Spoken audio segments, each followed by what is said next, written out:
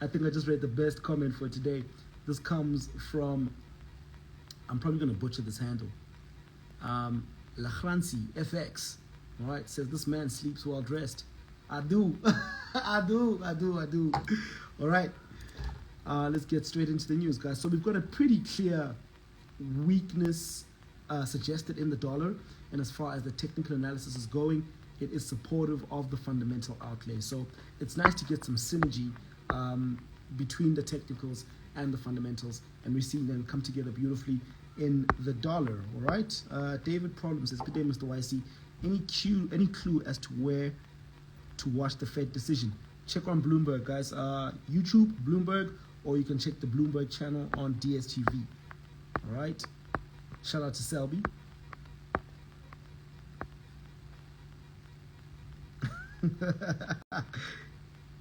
All right. Okay, let's get into the news, guys. So it's Wednesday. We got that midweek reversal. All right, we can clearly see it on the dollar.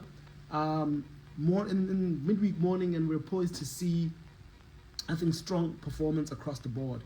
All right, particularly in the European section as well as the New York section. All right, today investor focus is clearly going to be on Fed monetary policy and the outcome of the FOMC meeting later today.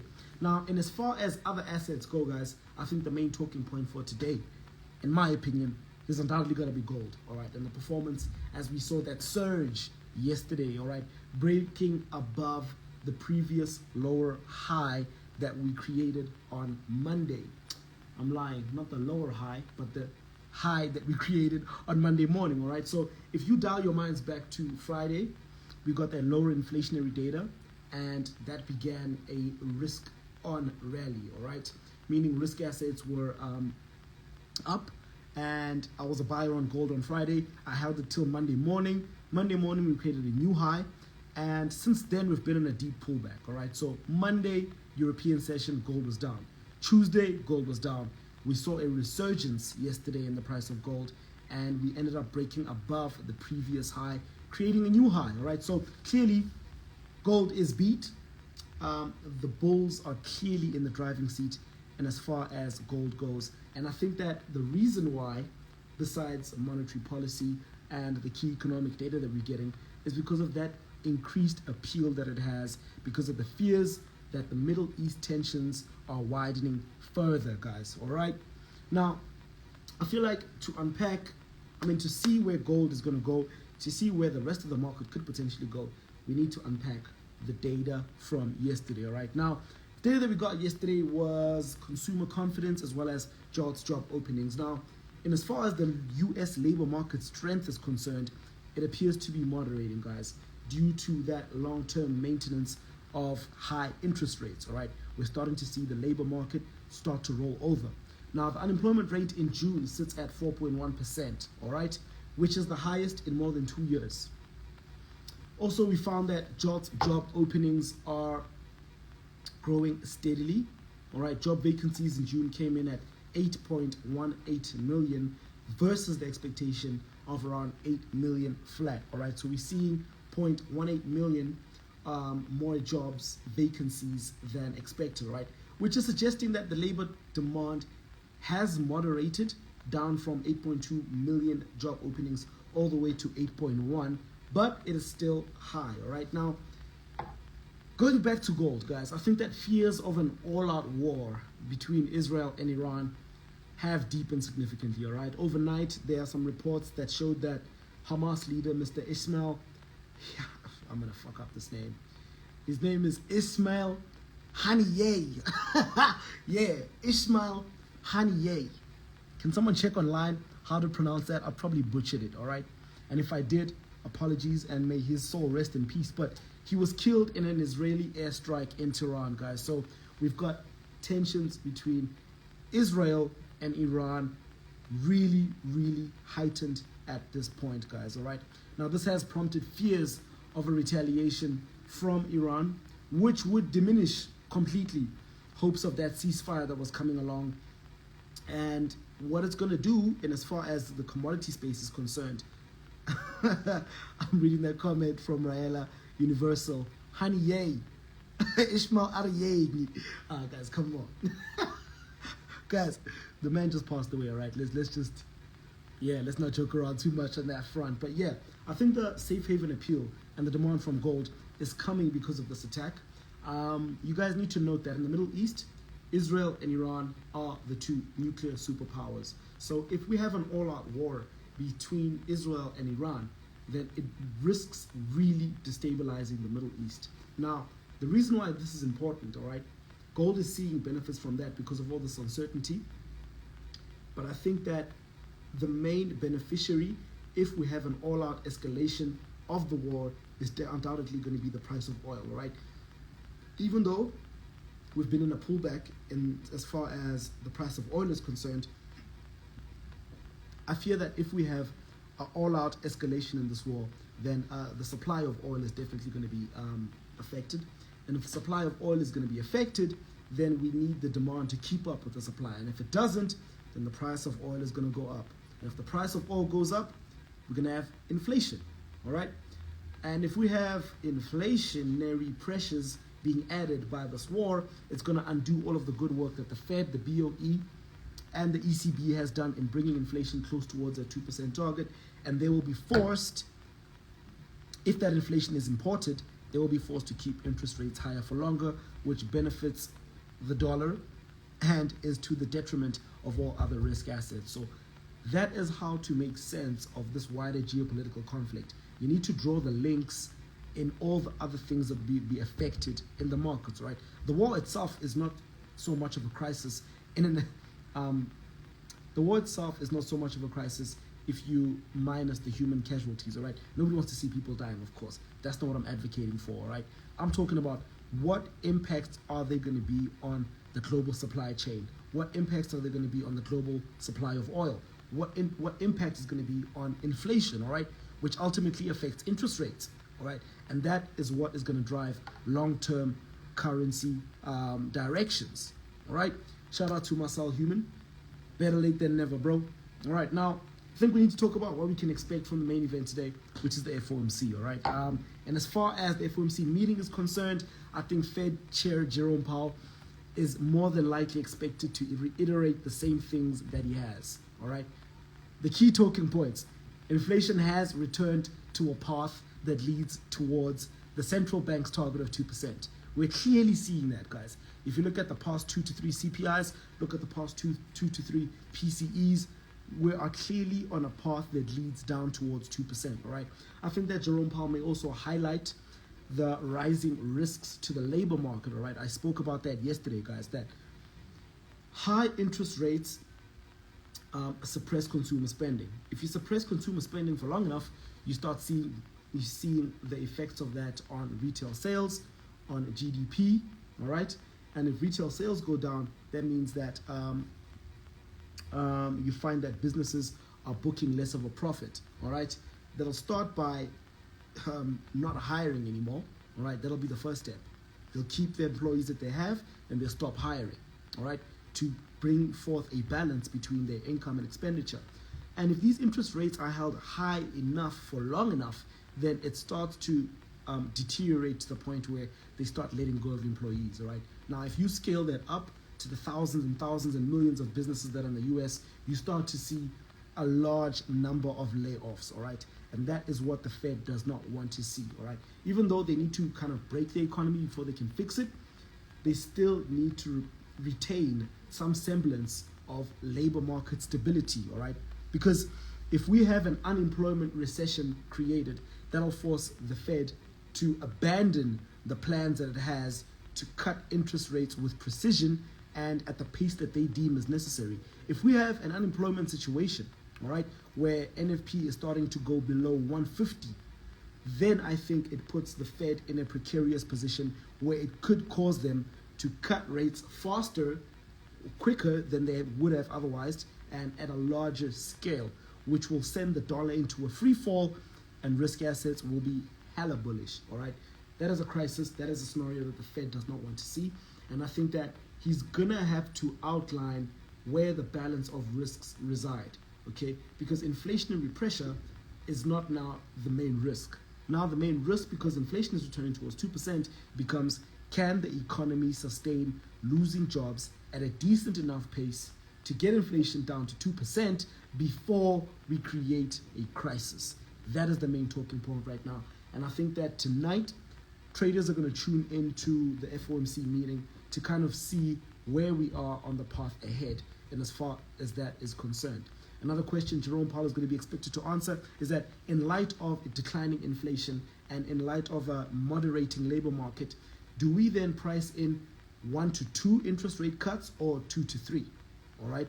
I think the latter might cause a rally, and the former might be an underwhelming might have an underwhelming effect on the market, because everything that Jerome Powell is going to say today is mostly priced in. And when information is priced in, you find an underwhelming reaction. And instead of risk assets being bullish, you might find them being bearish, even though nothing much has shifted. He didn't say anything negative, but he didn't add anything new. And in the absence of anything new, markets are going to be underwhelmed. Underwhelming means bearish on risk assets, bullish on the dollar. So I think it's all in the statement that is going to make after the press conference, not after the press conference, but during the press conference rather, all right? So in closing, I think that near-term guidance for the dollar and interest rate cuts from the Fed needs to be balanced, guys, so that they don't create an early on an unintended risk rally, which will undo all of the good work done, all right? If you pay attention to Jerome Powell's language every time he speaks, he's very measured, he's very poised. He doesn't want to give too much to the market, because he did that in December. And remember what happened, all right? When we had that risk rally in December and in January, it was created because the Fed said that the work on inflation is almost done and they are open to cutting rates in the first half of 2024, right? Which is why the markets were so exuberant, all right? Now where we are is we're going into the second half of 2024 and we still haven't had our first interest rate cut, all right? And it is nearer to where we are right now, but when we were in February, March, there were talks of not even having a cut in 2024. So we've come a long way from there, all right? We've come a long way from there. But long story short, I think Jerome Powell is going to be happy with the work that has been done so far, all right? And inflation is coming down sustainably towards that 2% handle. Right now we're at 2.5%, and I think we will make our way there, all right? If we have 2 to 3 more lower inflationary prints, I think that nails us into that 2.2, 2.3%, 2.1 region, and then it'll be a soft landing in my view, all right? Now, let's talk about the likelihood of getting those cuts, all right? As it stands, markets are pricing in that the central bank will cut interest rates by 25 basis points in September, right? That's been fully priced in. Shout out to Ray JT. The data also shows that there will be 2 rate cuts instead of 1, all right? 3 months ago, only 1 interest rate cut was priced in for the year. Now, because of the declining inflationary pressures, we're at 1 to 2 interest rate cuts, all right? I think this will continue to shift, though, as the data keeps coming in. If we get lower NFP, lower CPI, then I think that that moves us from 2 interest rate cuts all the way to 3, all right? Particularly if the labor market on Friday points to the downside and the unemployment rate rises, then definitely I think we might be fully priced in for 2 to 3 cuts, all right? Now let's look at the rest of the week, guys, because we've got a lot still to unpack besides FOMC. I think that the entire week is still expected to remain largely volatile for markets, guys, as more crucial US data is lined up for release this week. The data that we're expecting, guys, ranges from initial jobless claims. We've also got manufacturing PMI data. We've got NFP for July, and this is gonna be published as the week draws to a close. All right. Shout out to AK Randwa. I see you. And as far as central banks go, guys, we have the Bank of Japan hiking interest rates. All right, leading to a strengthening of the yen. And as far as the ECB is concerned, it's also in focus this week. And the prospect of a cut in interest rates from the Bank of England continues to be the main catalyst, all right, which is set to influence the path ahead for the Euro USD, all right. And as far as the Euro USD is concerned, in the longer term, we need to see what the difference is in the two interest rates to determine whether long-term the euro or the dollar is going to be ahead of the other, all right? Interest rate cut expectations still remain unchanged, and they're still centered around the possibility of getting 2 interest rate cuts before the end of the year in as far as the European Central Bank is concerned. But today's Fed meeting, and especially Jerome Powell's speech, guys, is likely to feed the markets with new data and will be the catalyst, if we get new data, for the longer term trajectory of Euro USD and as far as those two are concerned. In closing though, I think that without any major surprise, guys, the US dollar could still maintain a slight lead against the euro, against the pound, against the yen, because of the interest rate differential, all right, guys? The divergence and the gap between the interest rate that all these countries are paying, all right, will be difficult to close in the limited amount of time that we have between now and December, all right? Particularly if you look at the euro, and you look at the pound, and you look at the dollar, all right? Look at all three interest rates. Right now, they're all in the 5% region, all right? If I'm on point on this one. But with all the cuts that are poised to happen, we're seeing the ECB cut before the Fed. We're seeing the BOE cut before the Fed as well. So I think in my view, if those two things do happen, then the dollar will still be ahead of the pound as well as the euro.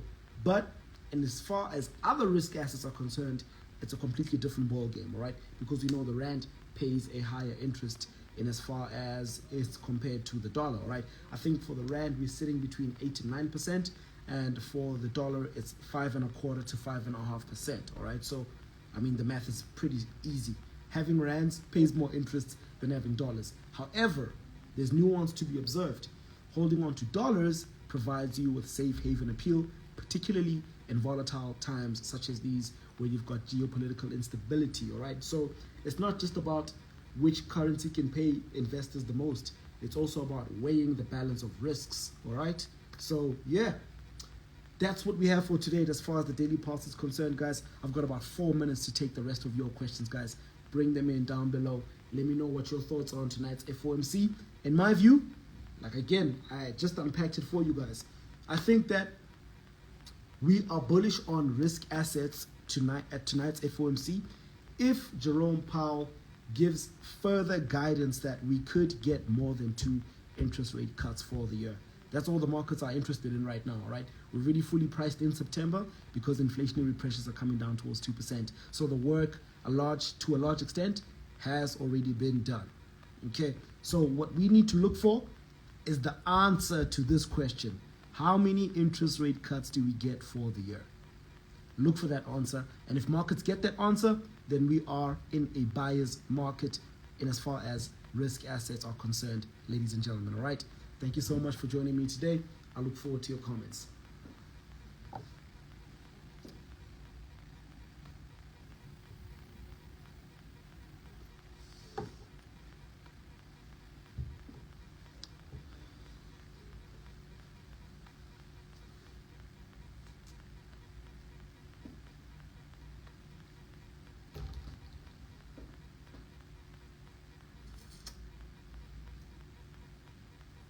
Come on, guys, I wait with bated breath. Speak now or forever hold your peace. All right, I'm here at your convenience. Use me while you can.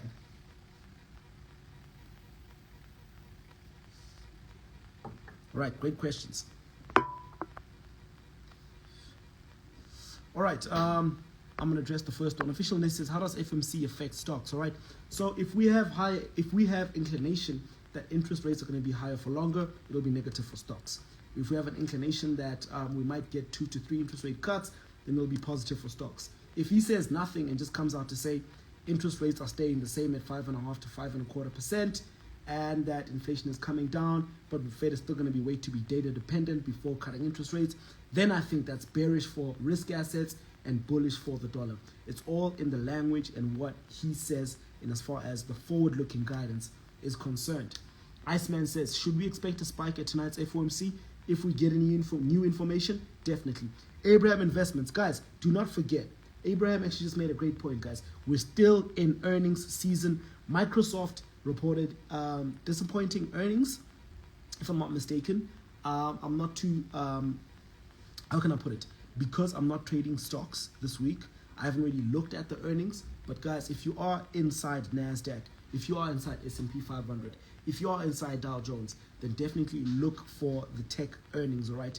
We've got this week Microsoft, we've got Apple, we've got Meta, all right? So NASDAQ boys, really look out for that, because what happens on tech, as far as those tech earnings is concerned, is really going to weigh heavy on those indices, particularly after last week where we had Tesla reporting the most disappointing earnings in 5 years. All right, thanks for that, Abraham Investments. Shout out to you, Dimakatso. It's my pleasure, man. It's my pleasure.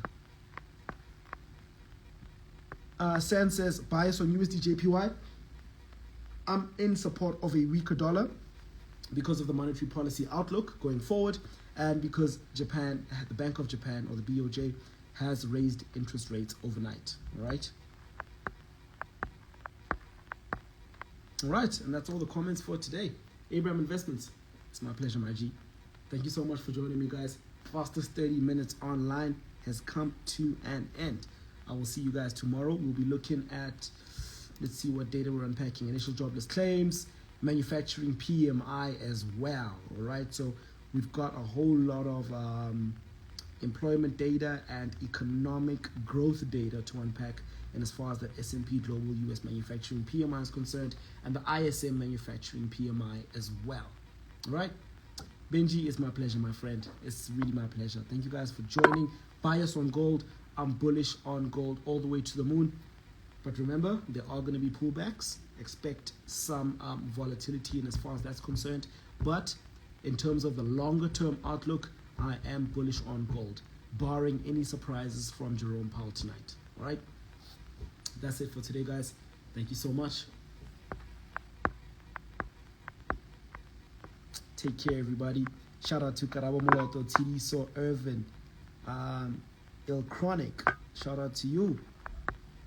All right. Sihle Sai. Thank you, my G. Lungani says, so bad earnings outcome on tech companies means bearish on risk assets, particularly for those stocks that are associated with those companies. All right, so if you're looking at tech, you're looking at NASDAQ mainly. All right, but because the Dow also have components of tech that might be dragged down too, even though it might not be as heavily weighted, but yes. All right, guys, I'll see you guys tomorrow. All right, thank you so much. Liana Brianna, you are late, girl. Damn. You are late. I'm leaving and only now you're coming on.